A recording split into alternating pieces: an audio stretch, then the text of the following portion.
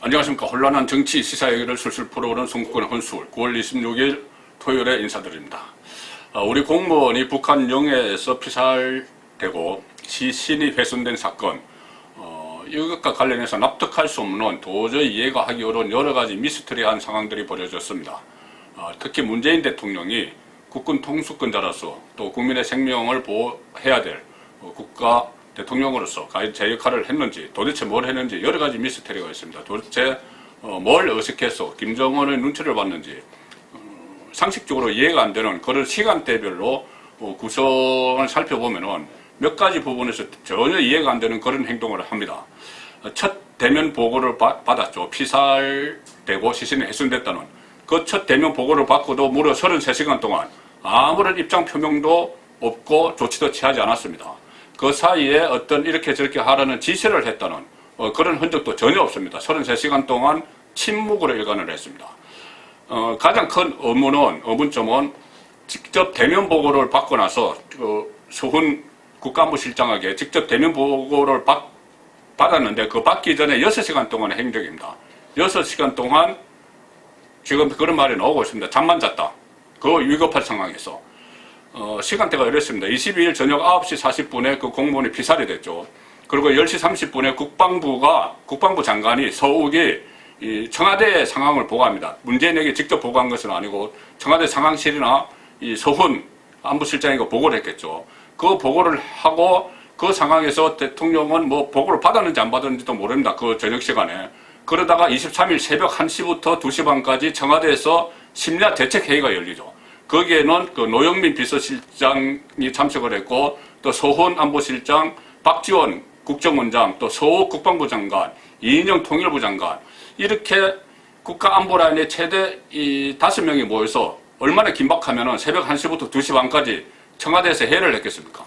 그런데 청와대 안에서 그런 회의가 열렸는데 문재인 대통령은 참석도 안 했습니다. 그리고 이 청와대와 지금 여권의 설명에서는 문재인 대통령은 회의가 열리는 것도 몰랐다고 합니다. 본인이 지휘하는 청와대 안에서 우리 그 공무원이 피살을 당한 것을 놓고 새벽 1시에 2시 반까지 회의를 하는데 대통령은 그것도 모르고 간제해서 잠만 잤다는 이야기죠. 잠을 잤는지 뭘 했는지는 이야기를 그 청와대에서 설명을 하지 않고 있지만은 왜 그렇게 했는지, 무슨 말 못할 사연이 있는지, 정말 잠만 잔 것이 아니라면 또 다른 말 못할 사연이 있는지 그런 부분은 청와대에서 전혀 해명을 하지 않고 있습니다. 자, 청와대에 보고가 됐고 청와대 안에서 문재인의 핵심 참모들이 모여서 심야에 거의 새벽에 대책회의를 하는데 그만큼 긴박한 상황인데 문재인은 회의가 열리는지도 몰랐다. 말이 되지 않는 이야기죠. 왜 문재인에게 알리지 않았을까? 알리지 않았으면 왜 알리지 않았을까? 그리고 만약에 문재인에게 알렸는데 문재인이 그 자리에 참석하지도 않고 그냥 간제해서 잠만 잤을까? 아니면 또 다른 설명하지 못하는 이유가 저 청와대 안에서 있었던가? 문재인 대통령이 골치 아프다, 너희들끼리 알아서 해라, 잠만 잤다 이런 이야기까지 지금 나오는 상황입니다. 자, 노영민 비서실장과 서훈 안보실장이 회의 결과를 보고한 시간은 회의가 끝나고 2시 반에, 새벽 2시 반에 회의 끝나고 6시간이 흐른 아침 8시 30분이었습니다. 아침 8시 30분에 문재인에게 우리 국민이 피살되고 시신이 훼손됐다 이렇게 보고를 했죠. 최종적으로 밤새도록 논의를 했든지 그래서 그 보고서 비슷하게 작성해서 이야기한 겁니다. 그래도 문재인은 아무 지시도 없었습니다. 그 5명의 국정원장까지 다 포함해서 5명이 모여서 그런 결과가 일어났다고 최종적으로 회의 결과를 보고해도 아무 지시도 없이 오전 11시에 군 장성들의 진급 신고를 받았는데 그 자리에서 마치 8시에 보고받은 것을 다 까먹은 듯이 그냥 한반도의 평화가 중요하다 이렇게 강조를 했습니다. 자, 여기서 심야대책회의에 참석했던 이인영 통일부 장관의 해명은 정말 황당하고 어이가 없습니다. 가관입니다. 어제 국회 외교통일위원회 긴급현안 질의가 있었는데 여기서 조태용 야당 의원이 국민이 북한군의 총에 죽었다는 내용이 하룻밤 기다린 뒤에 보고해야 할 일이냐, 그것을 문재인 대통령이 잔다고 하룻밤 있다고 보고해야 될 일이냐 이렇게 질문을 했습니다. 그러니까 이인영이 이렇게 이야기합니다. 시간상으로 새벽이었다. 새벽이라서 회의하고 정리하는 시간을 거쳐 대통령에게 보고가 들어갔다. 결국 문재인 대통령이 꿀잠을 자고 있어서 깨울 수가 없었어. 우리끼리 그냥 했다. 그리고 대통령 아침에 기상시간까지, 기상시간도 8시면은 기상시간이 뭐 8시 30분이면 일어나서도 한참 걸렸죠. 한참 있다가 대통령이 어간 다 정지하고 나서 그러고 가서 보고를 했다는 이야기입니다. 자, 박근혜 전 대통령 때 뭐 7시간 뭐 이야기를 하면서 왜 박근혜 대통령이 간주에만 있었느냐? 왜 간주에 있는 박근혜 대통령에게 그것을 보고하지 않았느냐? 그리고 박근혜가 무슨 지시를 했고, 뭐 어떤 보고를 받았고, 그것을 분초 단위로 다 적어내라 해서 몇 번이나 그 시간 테이블에 나오고 했죠. 그리고 그것이 결국 박근혜 탄핵의 한 불씨가 됐습니다. 자, 문재인 정권은 그래서 박근혜의 7시간을 의식을 해서 새 정권이 출범을 하면서 청와대 그 홈페이지 게시판에 대통령의 일정을 공개하겠다. 이렇게 공언을 했죠. 그리고 뭐 난을 하나 만들었습니다. 그런데 그 이후에 매일 열리는 공식 행사, 다 보도되는 공식 행사만 그 공개를 했고, 그 다른 뭐 구체적인 일정 그런 것은 공개하지 않았습니다. 그러니까 안에 내부 회의한 거 이런 건 보고 안 했죠.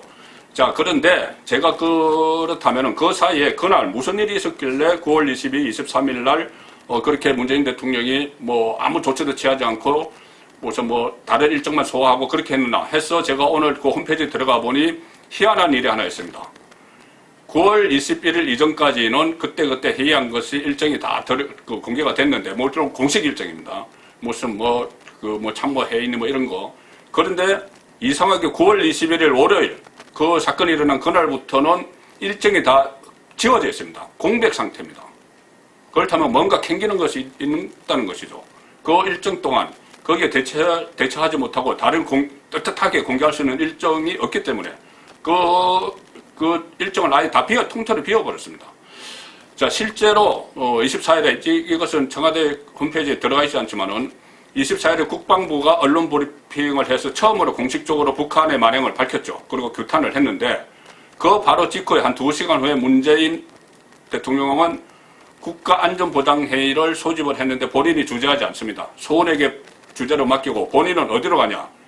뉴딜 문화 콘텐츠 보고회 여기에 참석을 해서 거기서 아카펠라 공연을 봅니다. 우리 국민이 다 그렇게 됐다는 그런 것을 다 보고를 듣고도 아무 지시도 안 하고 그 일정 미리 예정되어 있던 일정에 거기 문화 행사에 가가지고 아카펠라 공연을 관람을 합니다. 뭐 이상한 거 4차원 3차원 그런 거 쏘고 막 그렇게 관람을 합니다. 그런데 그 일정이 청와대 지금 게시판에서 지워져 있습니다. 그렇다면 뭔가 공개하지 않을 수 없는 뭔가 이것도 캥기기 때문에 그렇게 하는 것이죠. 자, 이 상황에서 국방부가 또 이해하기 어려운 행태가 보이는데 감시 장비를 통해서 북한 해상에서 일어날 일을 생생히 다 알고 있었다고 본인들이 자랑을 했죠. 어떤 시건트 같은 이렇게 여러 가지 기호로 알아차리는 이런 여러 가지 정보 시스템을 통해서 북한 만행을 다 알고 있었다는 듯이 이야기를 했습니다. 북한 해상에서 그 공무원이 발견되고 나서 6시간 동안 그거를 다 지켜봤고 또 그 사이에 3시간 만에 문재인에게 보고를 했고 문재인에게 보고된 이후에도 계속 그거를 지켜보고 있었습니다. 문재인이 아무 말도 없으니까, 아무 지시도 없으니까. 그런데 더 충격적인 사실은 처음에는 그런 사실을 보고하지 않았는데 여당 의원들에게 그 이야기를 했죠. 북한 해군이 그 공무원을 로프로 끊고 부유물과 로프 사이에 끌고 계속 심문을 했는데 그 사이에 2시간 동안 놓쳐서 다시 수색을 해서 다시 찾아서 사살했다. 그 이야기까지 국방부는 다 알고 있었다는 이야기입니다. 시건터 이런 정보 감시 장비들을 통해서 다 알고 있었다는 이야기입니다. 그런데 넉넉히 구경만 한 거죠. 자, 그런 상황을 모니터로 봤는지는 모르겠지만 어떤 열화상 장치로 봤는지는 모르겠지만은 아니면 감청을 해서 북한군 내부에서 오고 가는 통신을 들었는지 모르겠지만 다 알고 있었는데 6시간 동안 앉아서 구경만 하다가 우리 국민이 사살을 당하고 시신이 훼손됐습니다. 북한은 아니라고 하지만. 자, 그 상황에서 국방부는 이렇게 이야기합니다. 하나는 정말 북한이 그럴 줄 몰랐다. 얼빠진 이야기죠. 군인들이 그렇게 이야기합니까? 그리고 최근에 김여정이 나서서 군사 도발을 위협을 하고 김정은이 잠시 보류하겠다 이런 이야기까지 나온 상황인데 얼빠진 이야기를 합니다. 그럴 줄 몰랐다. 전선에서 대처하는 군인들이 적군이 총쏠 줄 몰랐다. 이건 말이 안 되는 이야기죠. 두 번째는 불가항력이었다고 이야기합니다.